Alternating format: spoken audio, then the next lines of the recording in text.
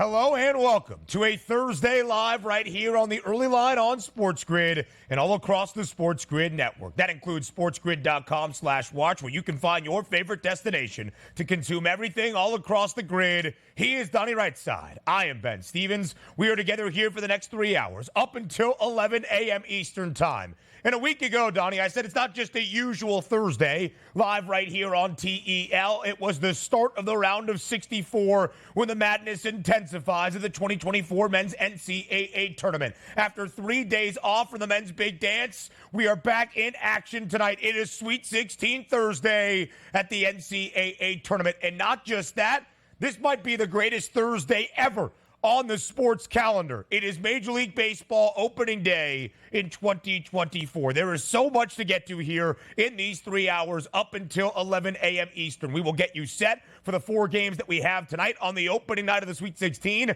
at the NCAA tournament and tell you everything you need to know for a new season in Major League Baseball. It's tremendous, and you're right. It is a great Thursday here because you have the appetizers all day long in Major League Baseball. Only shame of it here, my Phillies got knocked out by weather conditions against the Atlanta Braves. But outside of that, we're going to enjoy Major League Baseball right into an unbelievable start for the Sweet 16 and the Elite Eight. It's the perfect storm today. This is what we love as not only handicappers, gamblers, but just sports aficionados. What a wonderful day today. Even if the weather in the Northeast is terrible, it's bright and sunny with your boy DRS and Ben Stevens today. Hope springs eternal, DRS, when a new Major League Baseball season begins. 2 of the games that were scheduled for today in New York at Citi Field between the Mets and the Brewers, and in Philadelphia between the Phils and the Braves, have been postponed and rescheduled till tomorrow. So we have 13 of the 15 originally scheduled games, 26 of 30 MLB clubs on this opening day. Before we get to everything in these 3 hours, let's make sure we have that Sports Grid radio audience here live on a Thursday in our opening hour. It is Sirius XM channel 159. All of our radio terrestrial affiliates now in the fold as well. He is Donnie Rightside. I am Ben Stevens. This is the early line. And what a portion it is on the sports calendar. Sweet 16 Thursday at the men's NCAA tournament. Opening day of a new MLB season in 2024 and the home stretch of the NBA playoff chase in the end of a regular season. Big victory yesterday for the Phoenix Suns out on the road in Denver. If the Suns are going to be a true Western Conference contender, they need victories and statements like we saw last night. 104-97. Phoenix goes into altitude and wins on the road in the Mile High City by 7 outright as a 7.5-point dog. Yeah, we'll see. Denver was without Jamal Murray in this basketball game, but the big three did show up for the Phoenix Suns, and they were still dogs here. 6.5, 7.5, depending on what time you got that number, was basically that closing line. 104-97. It's one of those maddening things that you take a look at for the Suns, because I wanted nothing to do with them yesterday, whether or not I was betting the Denver Nuggets, because I don't understand the MO right now of the Phoenix Suns. But moving forward, that's a big-time win to go into elevation and take down the Denver Nuggets. As long as Jokic is on that court, that is a big deal here. Nice win for the Suns, but again, they haven't convinced me just yet. Maybe they have about 10 games to go to convince me that maybe they are worth a chance at a Western Conference championship. Just the 3rd loss for Denver since the All-Star break, and now 18 games. Just the 2nd outright victory for Phoenix, booked as an underdog since that All-Star break as well in 6 games. Again, statement spots for the Suns here down the home stretch into the postseason. A big one last night in Philadelphia, the return of James Harden, the 76ers hosting the LA Clippers in a controversial ending that the refs admitted they messed up. It led to Nick Nurse, the head coach of Philadelphia, and Kelly Oubre Jr., our prince here on this show, yelling at the refs. In fact, Oubre goes, use a you-know-what, use a you-know-what, you're a you-know-what as well, pointing at all 3 officials last night in Philadelphia. The Clippers do hold on after a Kawhi Leonard block at the rim of Oubre's final attempt on that last offensive possession for the 76ers, 108-107. Yeah, no call, no foul. Winner ended up there for the Clippers, and they desperately needed that win because they were fading here late in the season. But also from the Sixers' perspective, I don't think they're going to be able to get into the top 6, but every win matters to try to stay in that 7-8 range and not slip to 9 and 10. That's a tough loss for the Philadelphia 76ers, but they did cover the spread yesterday, only lose by 1 point. That game closed around 5.5 to 6.5 points yesterday. So good cover for the Sixers, good win for the Clippers, even if the refs had an impact in that one. A controversial ending with the Clippers now 9-10 since the All-Star break, still sub 500. The Houston Rockets in OT in OKC win their 10th consecutive game, 132-126. The Rockets win outright as a 3.5-point dog in Oklahoma City, 10 in a row for Houston, making that charge for the 10th spot in the Western Conference standings. By the way, shout out Giddey here, 31 points and 7 rebounds. He's been on fire as of late, but no more team being on fire than those Houston Rockets that are making a charge at the Golden State Warriors, who play with pressure every single night now, trying to hold on to that 10th seed. Who would have saw that coming just a few short weeks ago? The Rockets, right now the best team in the NBA, going into OKC, and I know SGA didn't play in this basketball game, but that's neither here nor there. Big time win by the Rockets in overtime. Who's stopping them right now? Apparently nobody. Outright as a 4.5-point underdog. Again, Houston 3 times with this 10-game win streak has won outright as a dog. But there's still a game back of that 10th and final spot in the Western Conference play-in tournament, because Golden State, despite losing Draymond Green to an ejection less than 4 minutes into the opening quarter, hold off the Orlando Magic last night on the road, 101-93. Golden State wins outright as a short underdog in the state of Florida. Jonte Porter, you might have some company here with Draymond Green. People betting the unders. He gets ejected early from the conversation. Let's make sure we check into that. But being for real, that's a good win by the Warriors. Back-to-back games in Florida, picking up back-to-back victories here. And we know the Magic were rested and ready for this one. I was surprised. I thought the Magic would win and cover this game. Good win by the Warriors, even without Draymond Green. The Dubs 16-9-1 against the spread as an underdog this year. That's their 8th outright victory. They've been one of the better underdog teams in the NBA. One of the better road teams in the NBA as well, 20-15 away from San Francisco. They have a losing record at home. Now to some other news around the sports landscape right before opening day across Major League Baseball. The Dodgers continue their offseason, but technically they've already played some games in terms of their spending flurry. They signed Will Smith to a 10-year, $140 million contract extension. I'm not sure where the Dodgers are getting all this money, but they are spending it in terms of making sure they can win a World Series this season. We're going to have a lockout coming up in the Major League Baseball probably within the next 3 to 4 years with the way Major League Baseball is going, because also the deferred money and the lengthened contracts are a problem. Not for the big market teams. They love it, and they're exploiting that, fair playness, so to speak, here on that tax, because now you have a 10-year deal, which $140 million is a lot, but in the NBA, how they get around that? Maximum contracts, 5 years, right, as we take a look at. This is interesting to take a look at, because you're also seeing the New York Yankees, when they were offering Montgomery and Snell, hey, we'll give you really long-term deals with deferred money. The deferred money is the way to get around the salary cap, which is not the design of that luxury tax in Major League Baseball. Watch out. Yeah, it's going to be a very interesting time in MLB as we go to the National Football League. A return home for Jadeveon Clowney, a native of Rock Hill, South Carolina, 25 miles south of Charlotte. He signs with the Panthers on a 2-year deal for the 10-year NFL veteran. And we'll talk about some coaching news in college basketball later on. More around the association up next.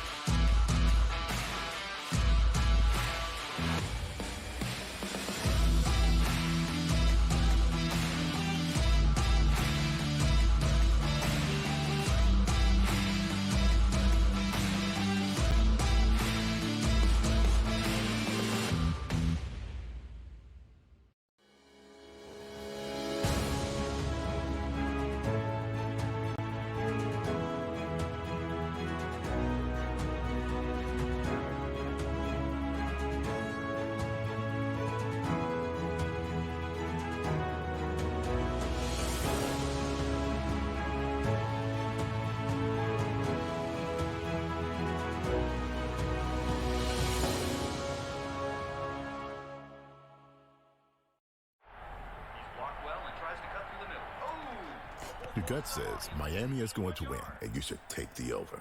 Your gut also said your NFT selfies would only go up in value. They didn't. But your head is on SportsGrid and knows the QB is in concussion protocol. The backup has a 45 QBR against the zone coverage. The New York D has the most sacks in the league. So yeah, trust your head. It's smarter to be on SportsGrid. SportsGrid, your 24/7 sports wagering network. Pro League Soccer, powered by Marca. I would be willing to bet the under 2.5 goals. Fantasy sports today. Especially in head-to-head formats in fantasy, I think I'm going to go with Juan Soto. Game time decisions. People don't like it. I don't really care. I cannot believe anybody is betting the Clippers at this number. Betting above the All rim. I've heard you say on the network is you're either winning or you're rebuilding. In-game live all access. Nobody has been more profitable as a dog than Shaka Smart team. Winning back-to-back road games. I don't care if they're playing Topeka High. I wouldn't give them any chance whatsoever. In-game live. Prime time. Back-to-back just utterly stinker quarters. In-game live. Overtime. Honestly, as you sit here and listen, watch right now, you may want to consider placing that bet. It's smarter to be on SportsGrid.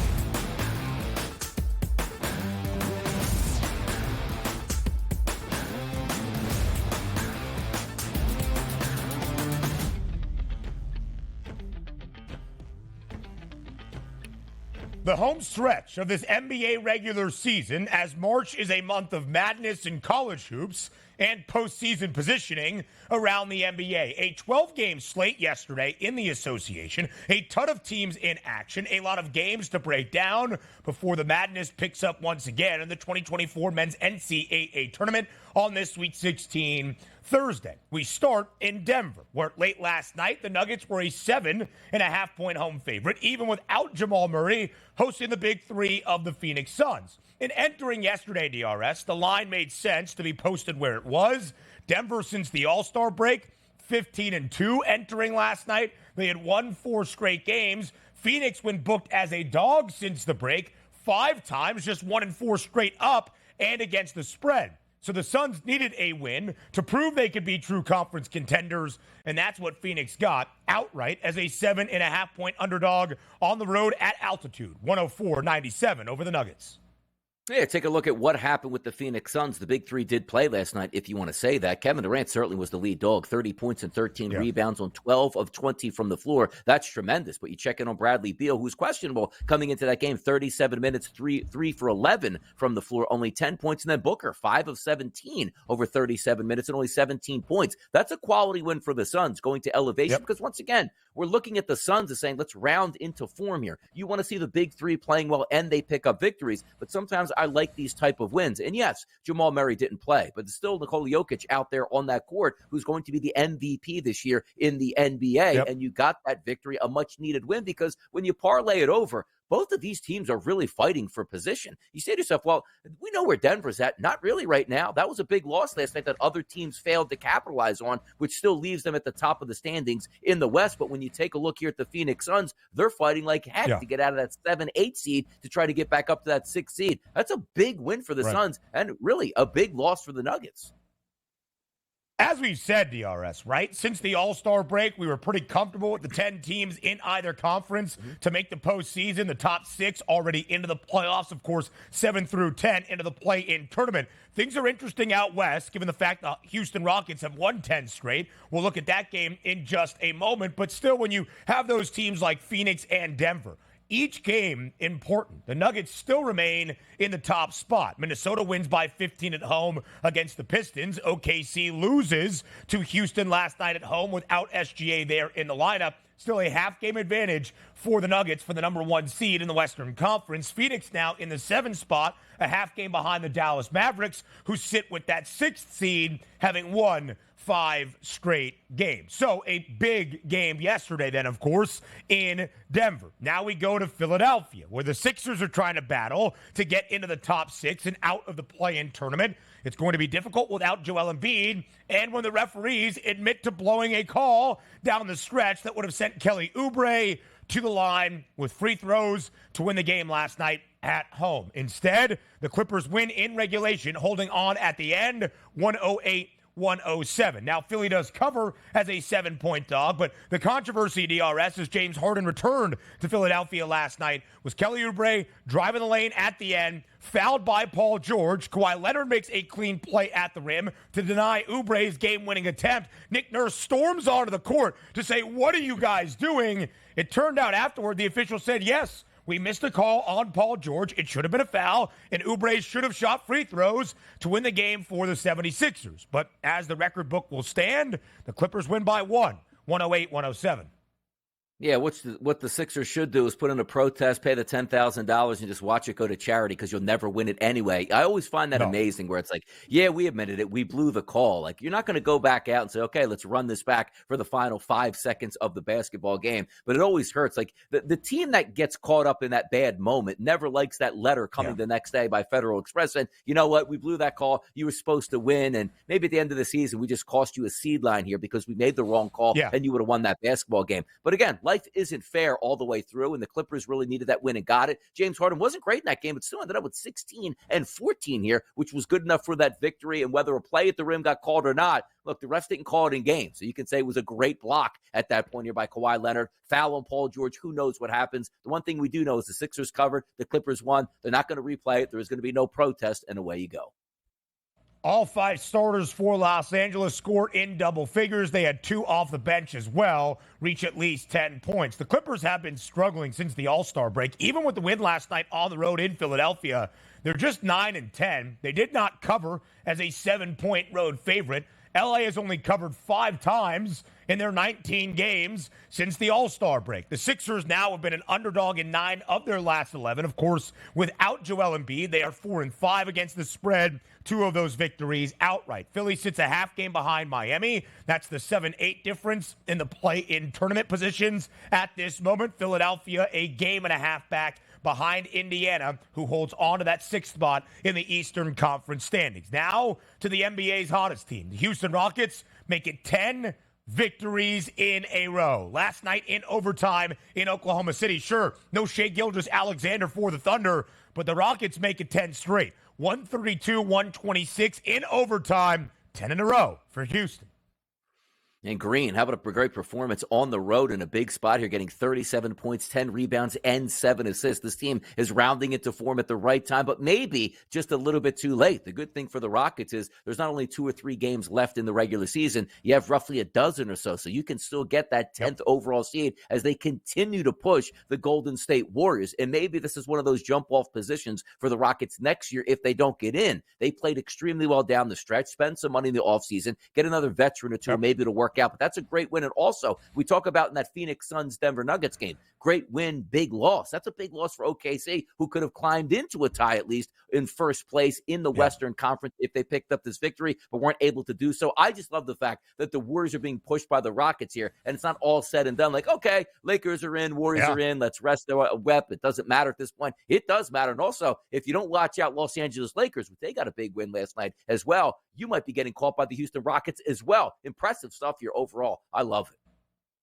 The Lakers make it 5 in a row. They have a 2.5 game advantage over Golden State for what is the 9 seed as the Dubs sit in that 10th spot. The Lakers, a big victory on the road last night in Memphis, 136-124 over the Grizzlies. The Lakers keep playing games that feature a ton of offense and going over. Same with the Rockets. Sure, in overtime, total last night 226 Skies over in OKC. 7 of these 10 wins for Houston in a row. The over has hit. The Rockets have also covered in 9 of those 10 victories, including 3 outright victories as an underdog. Now, Oklahoma City, for a majority of this year, DRS, one of the best cover teams in the NBA, right alongside Orlando. Only 3 covers now for the Thunder in their last 11 games. So Houston, still a game behind Golden State for that 10th and final spot in the play-in tournament. Golden State continues to win on the road, which is a complete juxtaposition from where the Dubs were a year ago. One of the worst road teams in the NBA. They made it to the postseason based on what they did at the Chase Center in San Francisco. They've got a losing record at home, and they're 5 games above 500 on the road straight up, 20-15, despite losing Draymond Green to an ejection less than 4 minutes into the opening quarter. That left Stephen Curry rather emotional. Golden State rallies 101-93. Andrew Wiggins scores 13 points in that fourth and final quarter, and the Dubs win outright as a 4.5-point road underdog. Yeah, and you take a look overall here, what Orlando Magic has done on the season. They've had a very good year, 42-30 overall now with that loss. But coming into that game, Ben, 25-10 on their home court here, facing the Golden State Warriors on a back-to-back. This should have been a game that the Orlando Magic would have been able to win, but not, because why? Yeah. Defense by the Golden State Warriors, and that includes only 4 minutes out of Draymond Green last night. Orlando held to 42% as a team at home, 31% from three-point range. And how about this? You want to win close games, Ben? You got to be better than 52% as a team from the free throw line. Great win by the Warriors. Yeah. Tough one for the Magic. Golden State now 16-9-1 against the spread as an underdog this year. Last night, their 8th outright victory on the road in Orlando. The Magic under in 12 of its last 16 games as well. Now, my favorite part of the show. Donnie Rightside and I start the handicap Sweet 16 Thursday night. Up next.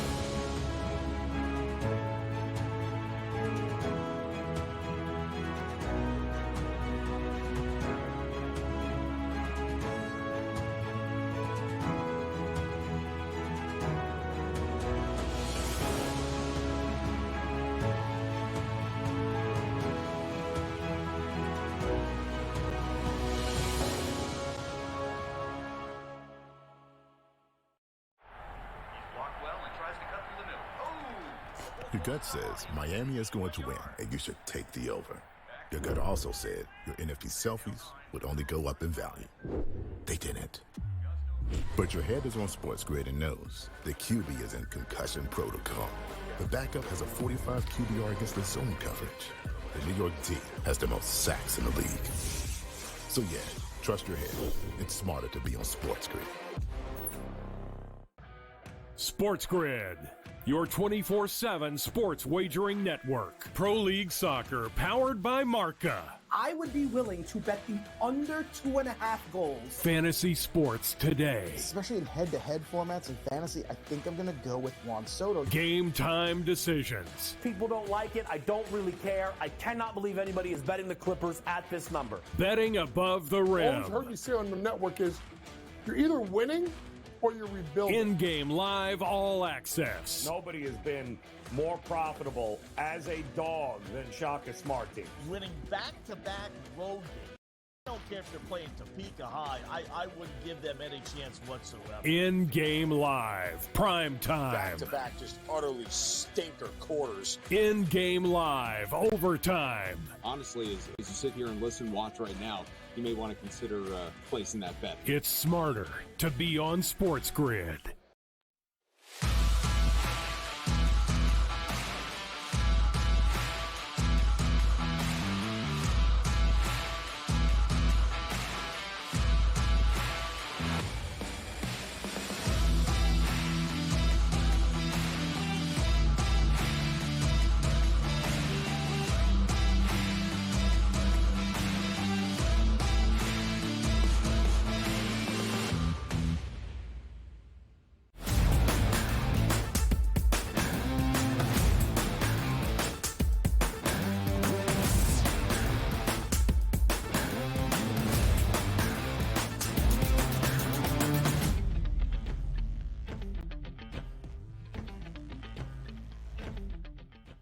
It is Sweet 16 Thursday as the madness begins once again into the second weekend of the 2024 Men's NCAA Tournament. You hear the excitement from Donnie right side. We are here to preview the 4 games that we have on this Sweet 16 Thursday over these next 2 segments, and frankly, over these next 2.5 hours live right here on the early line. DRS, there was some conjecture last week, especially into the round of 32, with how dominant the favorites were. Only one underdog, won outright. That was Clemson over Baylor. A lack of upsets, a lack of chaos, perhaps a lack of madness in a tournament known for it. But I would just say, even if you're hoping for those Cinderella stories and those upsets in the opening weekend, just know that because of a lack of that, this second weekend, the Sweet 16 in the Elite 8, is going to be glorious. We are going to have such high-level basketball because we have all 4 of the 1 seeds, all 4 of the 2 seeds for the first time since 2019. This second weekend, the basketball is going to be fantastic, and it starts on this Thursday night in the Sweet 16. It absolutely does. And I always try to get across the point where we all love the underdog story. No question about it. When it's happening in real time, you got to tune in. Oh, my goodness. UConn is on the ropes to Stetson, even though, of course, that wasn't even close to happening. But we would have tuned in and watched those final minutes. But if Stetson had beat UConn, we would have loved it in the moment and be like, man, what is this round of 32? How did Stetson get here? Some other team's going to get a bye week now. That's the way it goes, and rightfully so. That's how we interact. But you look at these games. I've been through a long stretches here in March Madness tournament, seen a lot of great basketball over the years, but I love this. This is one of the better Sweet 16s that you're going to get. Now, granted, what conference is actually playing the underdog Cinderella story, Ben? It's the ACC. You take a look at Clemson. Not really an underdog, but maybe didn't think could get to this point, and certainly not NC State. So if you remove those 2 teams out of the equation, let's just say they get beat in the round of Sweet 16 here, moving into the Elite 8. You got absolute heavyweight fights across the card. Ratings should be absolutely tremendous this weekend, and I can't wait for it. Now over 4 decades since the NCAA Selection Committee started seeding the tournament, of course, it expanded to 64 teams in 1985. For every one of those years, all 42 now, we've seen at least one double-digit seed reach the second weekend of the round of 16. That's NC State.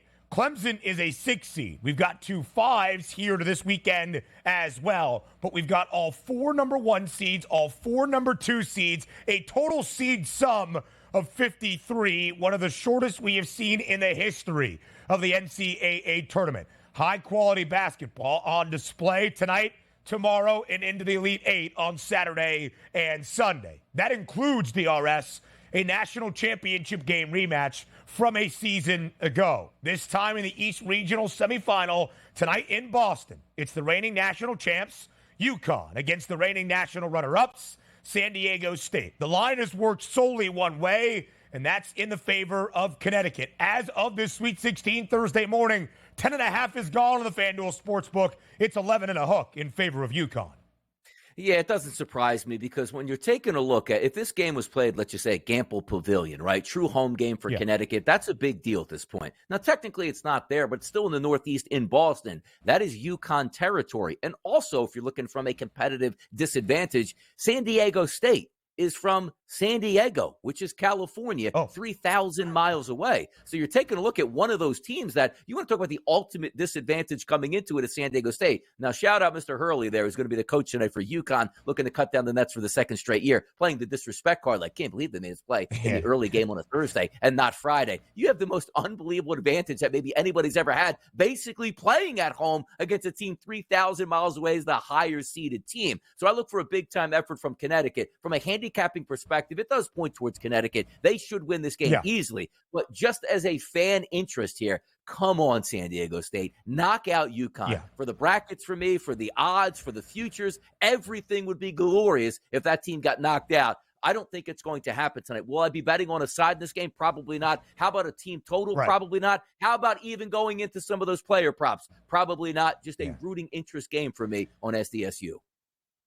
Listen, UConn has been the most efficient defense in the NCAA tournament over the opening 2 rounds, and those updated numbers that we have through the first weekend of the big dance. UConn, both of their games have stayed under here so far in the NCAA tournament. The hope is, Donnie, much like last year's handicap for the national title game, can San Diego State muck it up? Last year's numbers, consensus 7-point spread in favor of Connecticut. They won 76-59 in that national championship game, covering the total of 132.5. Consensus around the marketplace stayed under. Tonight's spread, 11.5 in favor of Dan Hurley's Huskies, a total at 135 and a hook. Now, San Diego State is the 8th most efficient defense in all of the country this year in college basketball. And when they play a slower tempo, it's in at least the 100 slowest around the nation. That is probably the hope for Brian Dutcher and his Aztecs, and a veteran-laden team. Many of them, like Connecticut on the other side, played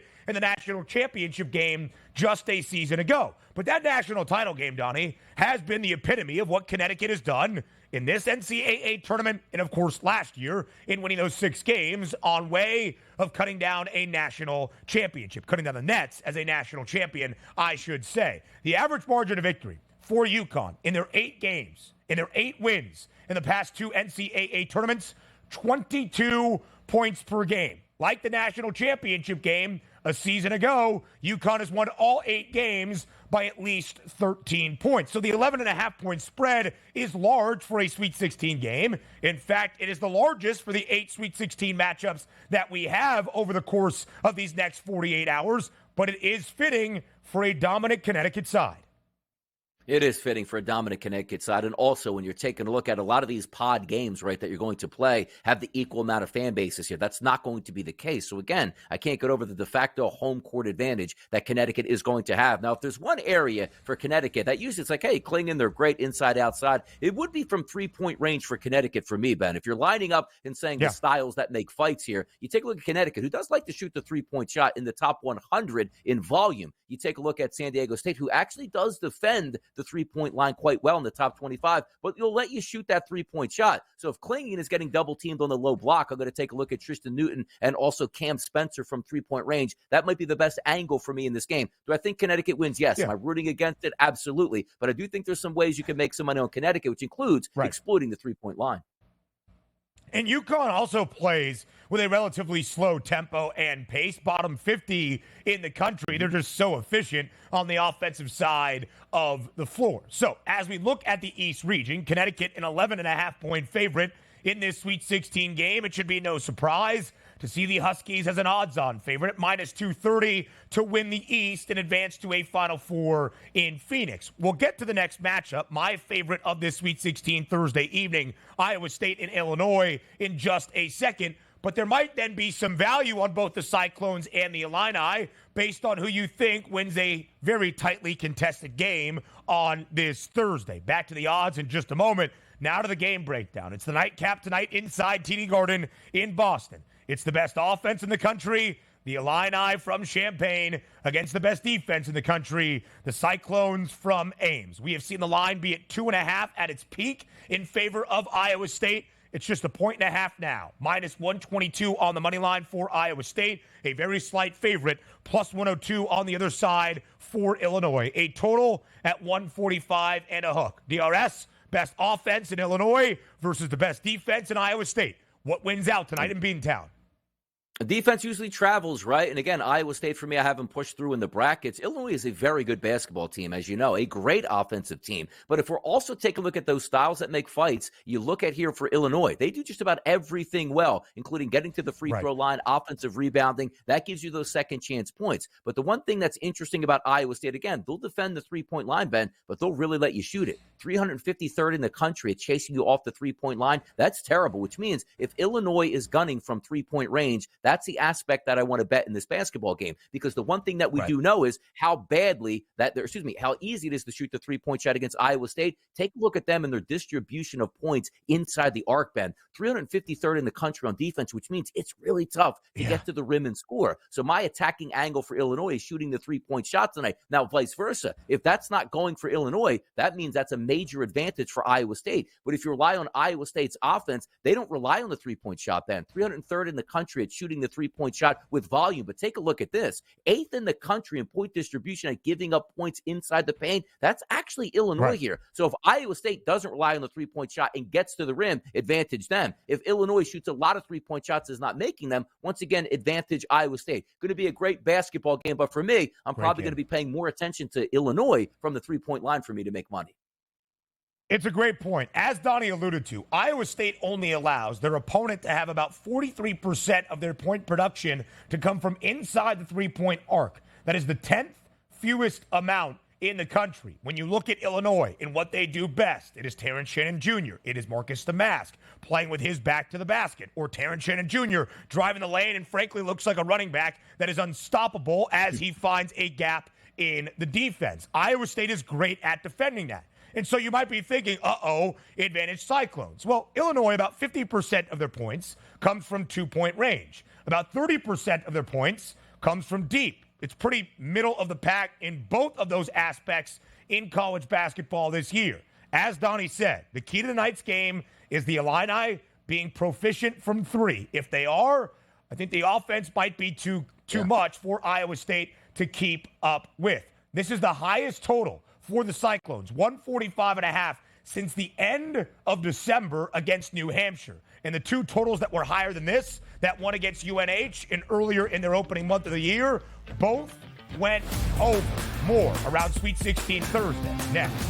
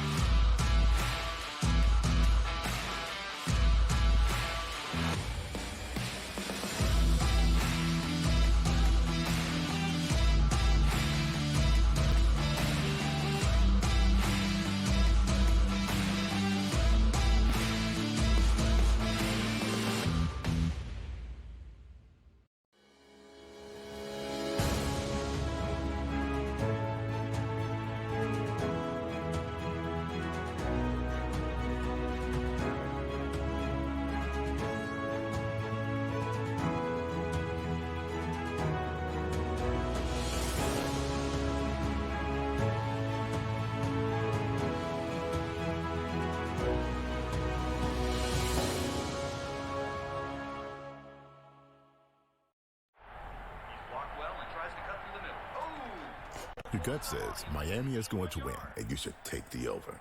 Your gut also said your NFT selfies would only go up in value. They didn't.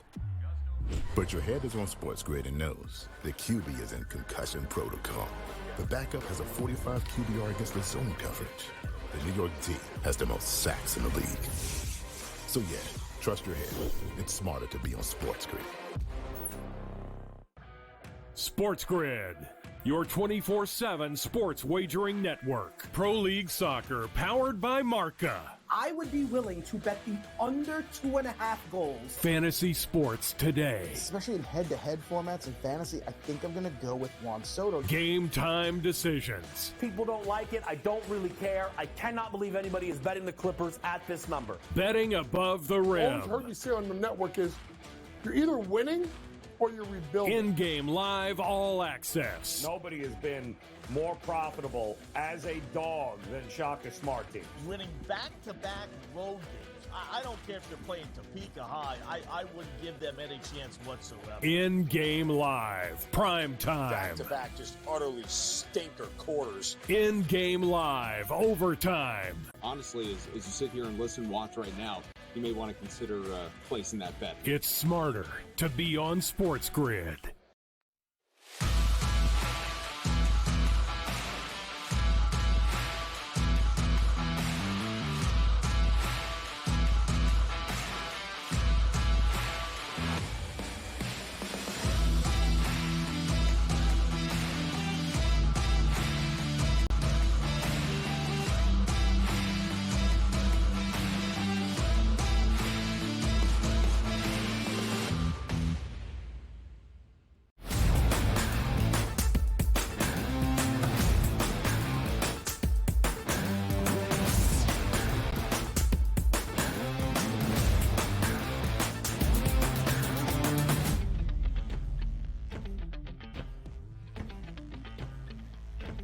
I think the nightcap on this Sweet 16 Thursday in Boston. It's the 2 seed in the East region, Iowa State, taking on the 3 seed in that same portion of the bracket.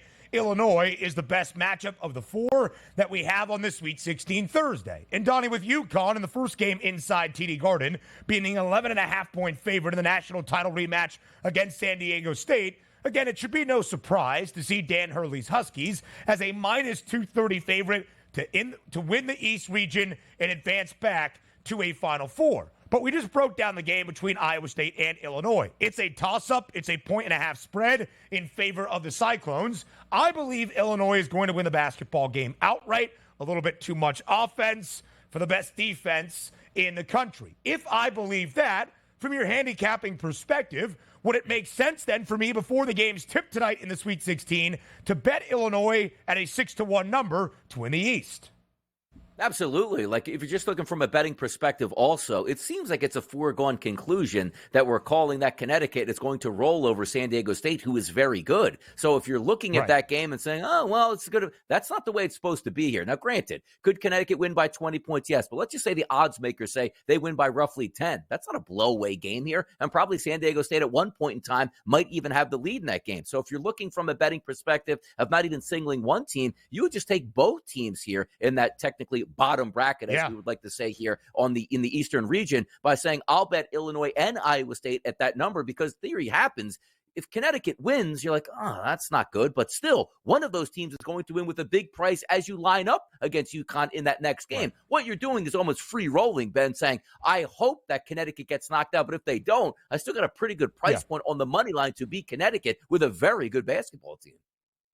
Exactly so, right? Let's assume that UConn wins the game, as they are expected to do, 11.5-point favorite against San Diego State. Purdue, for instance, is a 5.5-point favorite against Gonzaga tomorrow night. Their money line price is minus 240, but I think the number for UConn would probably be projected at a 7.5-point spread or so against either Iowa State or Illinois. That's around minus 310 on the money line. For the first game up tonight, Arizona taking on Clemson. We'll talk about that in just a moment. But you would have a money line price on the other side for either the Cyclones or the Illini in a game where they would not be plus 420 or plus 600, and you would have a huge opportunity to either hedge out or cash out by the time you reach Saturday evening in the Elite Eight in Boston. Again, I think that is the game of the night on this Thursday, the nightcap, Illinois and Iowa State. And there is some value to be had given how strong of a favorite UConn is, not only in its matchup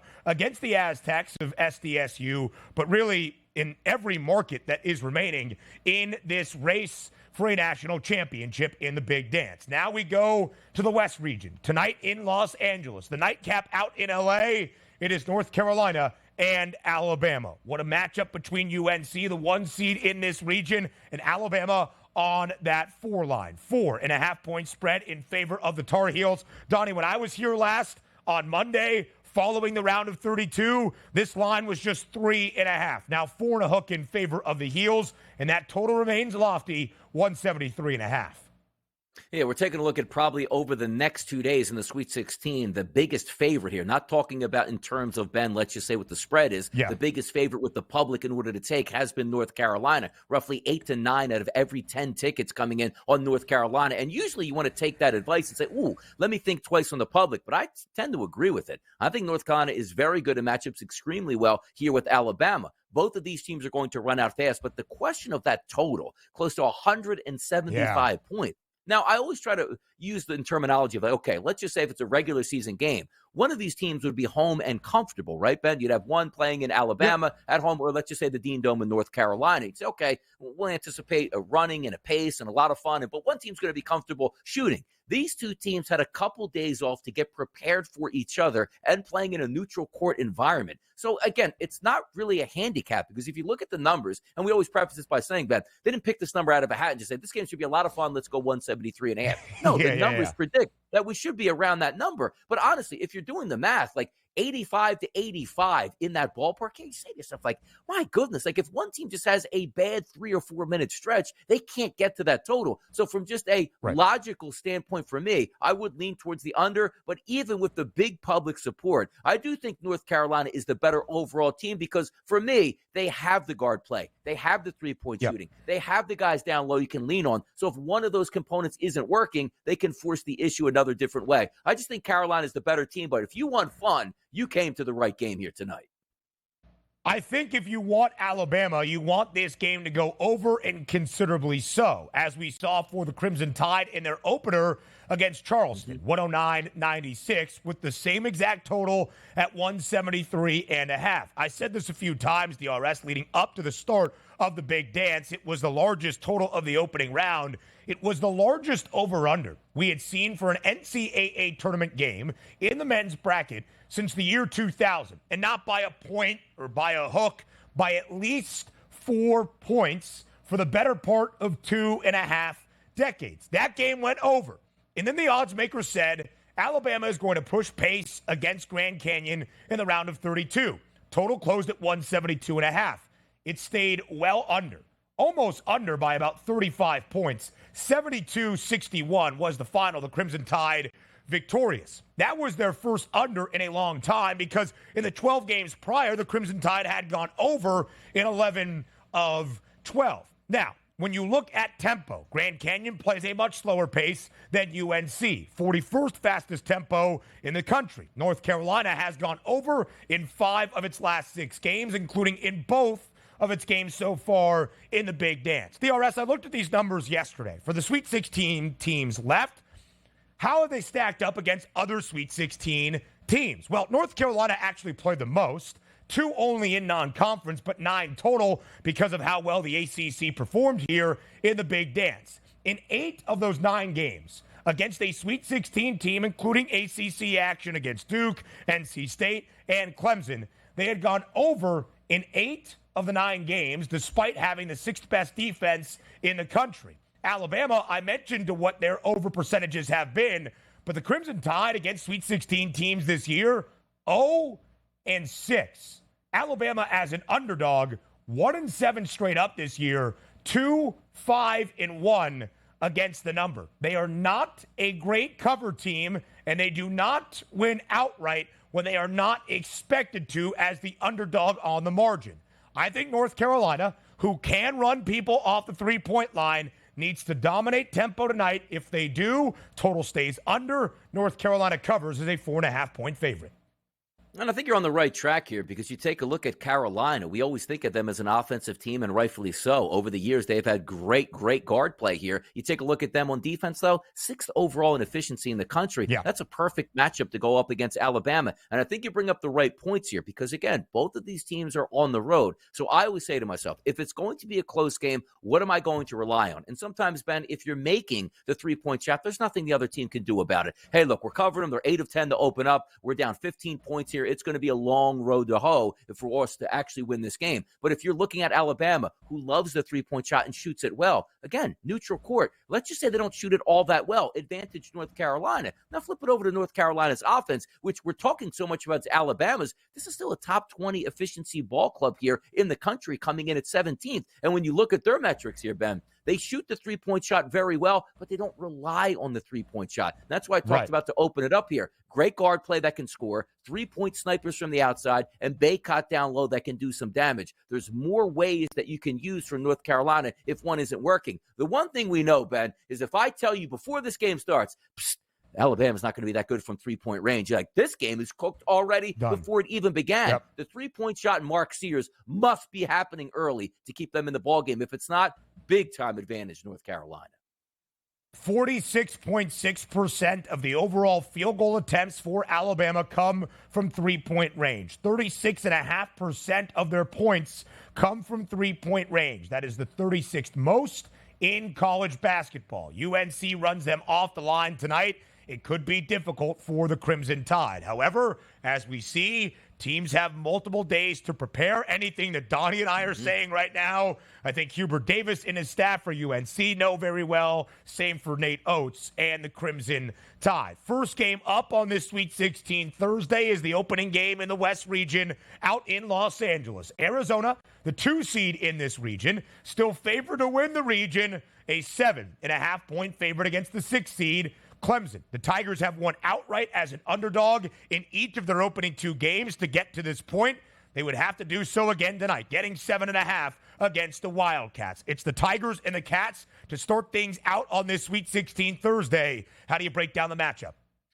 You have an advantage here, again, close to proximity where Arizona is playing as opposed to where Clemson's playing, so it should be a pro-Arizona crowd. That should help them out. And also, we're taking a look at one of those few teams here, Ben, top 10 in the country on offense, top 10 in the country on defense and efficiency. So if one end of the court isn't working, you can certainly rely on the other end. But you take a look at Clemson and how they've gotten here, sort of that forgotten soul in the ACC in the regular season, and have played very good basketball down the stretch, which includes a couple wins here in March Madness. You take a look at Arizona on offense, an elite three-point shooting team for 19th overall in the country, shooting close to 38% here. But the one thing that's interesting here on this is Clemson will let you shoot the three-point shot. Arizona doesn't really rely on the three-point shot. So once again, you're looking for Arizona. If they can bury Clemson at the three-point line, not much Clemson is going to be able to do. But you're also taking a look at a team in Clemson that is pretty stingy inside of the arc here playing defense. It's one of those games where we know who the more talented team is here in Arizona, but I just like the way Clemson plays. If I'm looking for an underdog upset, let's just say from 5 points or greater this weekend, it's probably going to come from Clemson here. I just think their defense matches up with Arizona. And even though, again, Arizona is so talented,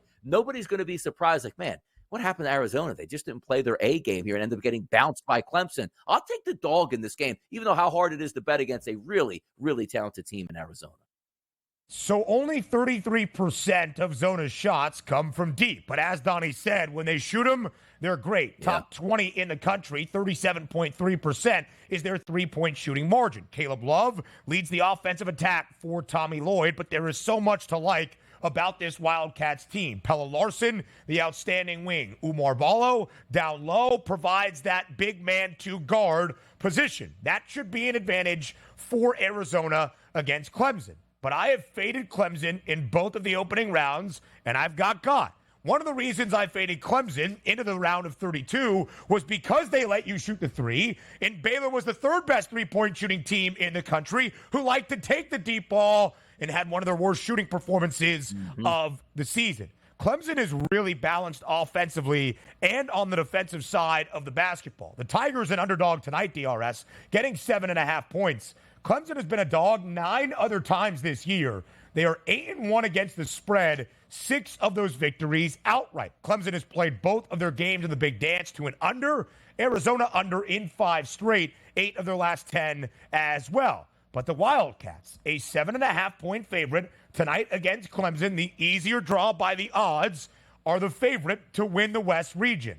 Plus 110, 70 cents in front of the 1 seed in this portion of the bracket, North Carolina, at plus 180. That's not a change from where it was before the round of 64. The Wildcats always had a better price to win a national championship and to advance to the Final Four out of this region.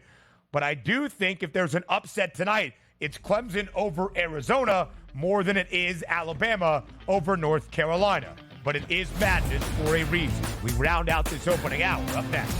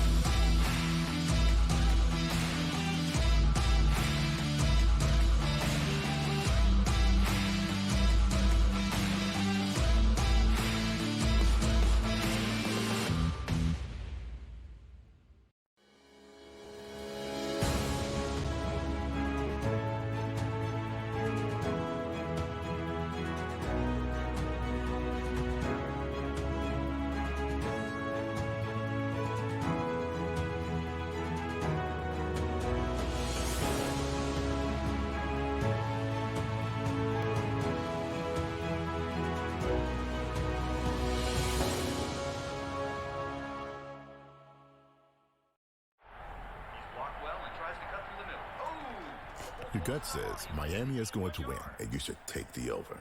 Your gut also said your NFT selfies would only go up in value. They didn't. But your head is on SportsGrid and knows the QB is in concussion protocol. The backup has a 45 QBR against the zone coverage. The New York D has the most sacks in the league. So yeah, trust your head. It's smarter to be on SportsGrid. SportsGrid, your 24/7 sports wagering network. Pro League Soccer, powered by Marca. I would be willing to bet the under 2.5 goals. Fantasy sports today. Especially in head-to-head formats and fantasy, I think I'm going to go with Juan Soto. Game time decisions. People don't like it. I don't really care. I cannot believe anybody is betting the Clippers at this number. Betting above the All rim. I've heard you say on the network is you're either winning or you're rebuilding. In-game live all access. Nobody has been more profitable as a dog than Shaka Smart team. Winning back-to-back road games. I don't care if they're playing Topeka High. I wouldn't give them any chance whatsoever. In-game live. Prime time. Back-to-back, just utterly stinker quarters. In-game live. Overtime. Honestly, as you sit here and listen, watch right now, you may want to consider placing that bet. It's smarter to be on SportsGrid.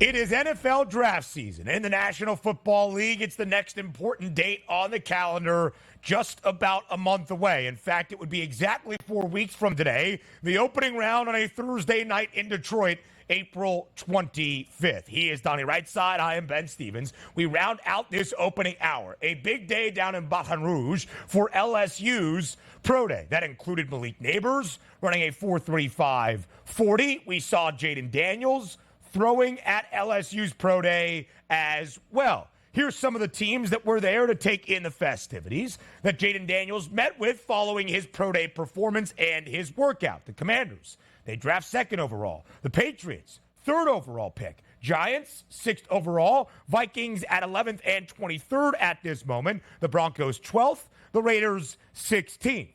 Jaden Daniels, after his workout DRS, remains an odds-on favorite at -115 to be that 2nd overall selection, the pick the Commanders hold at this current point. But we've heard some smoke, as it is smokescreen season, that Washington has looked to maybe trade that pick. Where do you think Jaden Daniels goes in the opening round?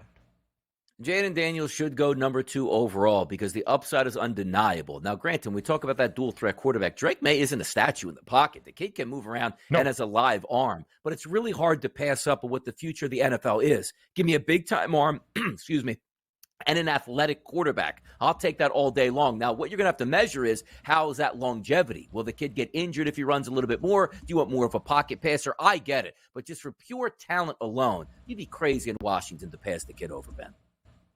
I think so as well. Of course, starting out in this draft cycle, as it often does, Drake May was the odds-on favorite, the quarterback out of North Carolina. There is always a QB that sees their stock take a slide. I would say at the moment, that's Drake May. There is always a quarterback to see their stock on a rise. And what's better than having your college head coach back in the NFL for his first year, Jim Harbaugh, speaking up all the talents of J.J. McCarthy, now 3rd best number, plus 450 to go 2nd overall. Speaking of 2, hour 2 starts in less than a minute.